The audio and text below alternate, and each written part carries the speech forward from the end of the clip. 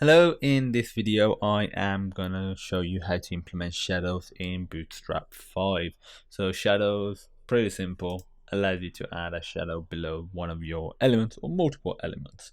So there's four types that you can do. No shadow, which is I guess what you already have, but it's useful to have that maybe if you're doing some sort of class switching via JavaScript, for example.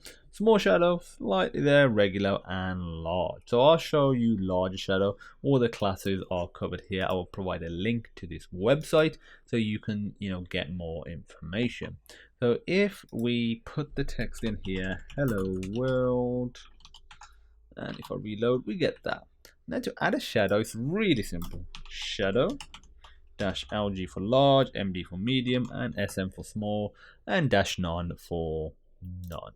There we go, we have a small shadow. We can actually increase the height of this element so it looks a little better. There we go, that's it. Adds shadow on our object. Like I said, you can have a look at the other versions as well. It has shadow on the top. Obviously I don't have really anything at the top, but if I was to, let's say, put a margin here, like margin top -3, doesn't matter what I put.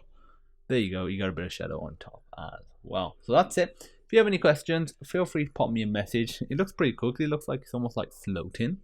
But yeah, if you have any questions, feel free to pop me a message. And as usual, I look forward to seeing you in the next video.